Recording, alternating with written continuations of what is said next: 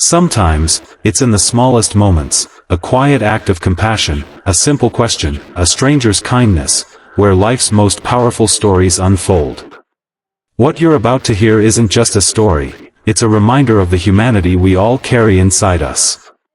Backhand index pointing right if you believe in second chances. If you still believe kindness can change the world, then like this video, subscribe to Kindness Corner, and share it with someone who needs a little hope today.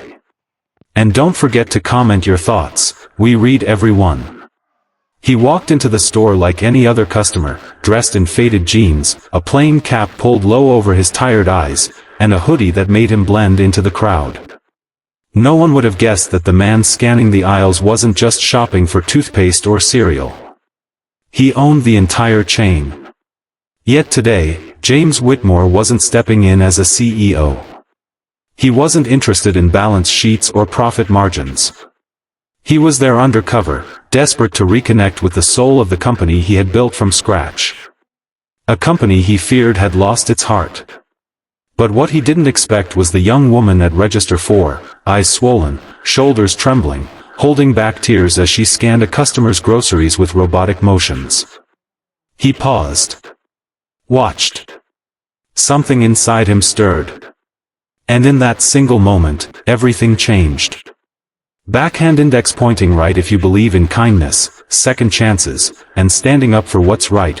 Please like this video, share it with someone who needs hope, and subscribe to Kindness Corner. Leave a comment to remind someone they're not alone. Red heart. Her name was Lucia. Barely in her 20s. Her blue vest was clean but faded at the edges, and her name tag had a small crack running through it, like her spirit. James observed her from afar, standing in line pretending to be just another shopper. But his eyes never left her face. He could tell she was trying to hold herself together. She kept apologizing when her hands trembled while handling money, kept glancing toward the manager's office with a flicker of fear in her eyes. That's when he noticed it, a man in a white shirt with a clipboard barking orders at another employee, oblivious to how loudly he was speaking. The man, Greg, according to his badge, seemed more concerned about shelf arrangements than the people behind them. James clenched his jaw. Over the next 30 minutes, James roamed the store pretending to shop, keeping Lucia within his line of sight. He noticed every detail. How she always smiled at elderly customers, even when they snapped at her. How she slipped a candy bar into a crying toddler's bag and paid for it from her own pocket. How she flinched every time the manager walked by. It was clear, something was deeply wrong here. And he wasn't leaving until he figured out what it was. Later that evening, after most customers had gone, James returned in his official capacity, asking to see the manager. Greg, still sharp-tongued and arrogant, greeted him with visible confusion. It didn't take long before the truth began unraveling. Employees had been working unpaid overtime. Breaks were denied. Lucia, he learned, was taking extra shifts not because she wanted to, but because she was being threatened with termination if she didn't. Her mother was battling cancer, and the bills were piling up. She couldn't afford to lose her job. The tears James saw earlier weren't from a single bad day. They were the residue of months of emotional abuse and silent suffering. When he asked Greg about the treatment of employees, the man scoffed. They're replaceable. You want efficiency, you need pressure. That sentence sealed Greg's fate. But what came next broke James's heart entirely. Lucia had just clocked out when James stopped her at the front door. She looked startled. Her eyes, red from crying, widened in panic. She apologized instinctively, like someone used to being blamed.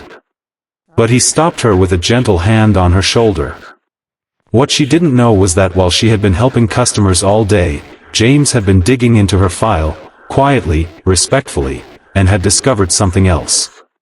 Lucia had once been a brilliant student.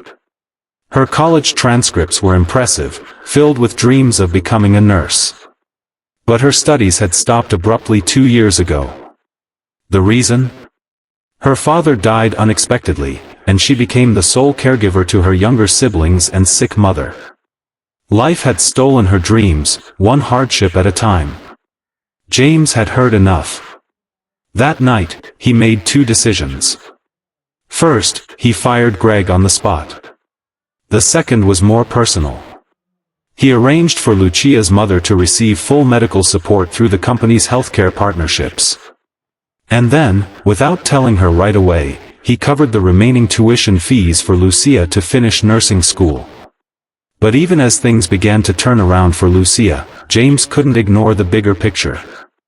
If this had happened in one store, how many others were suffering in silence? He launched a complete internal audit across all locations, implemented anonymous employee reporting systems, and mandated mental health support for every store worker. His undercover visit had opened his eyes, and it would change the company forever. A month later, Lucia stood on a small stage at the company's annual conference, invited by James himself. She wore a simple white blouse and stood with nerves in her hands, but her voice carried strength. She told her story, not for pity, but to inspire. She spoke of dignity, hardship, and kindness. And when she finished, there wasn't a dry eye in the room. James watched from the side, his heart full. He hadn't just found a cashier crying that day. He had found the broken soul of a company, and the fierce, brave woman who helped him mend it.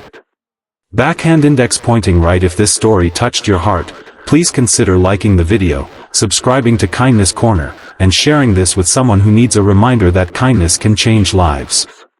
Comment below, what would you do if you saw someone silently struggling? Speech balloon. Backhand index pointing down.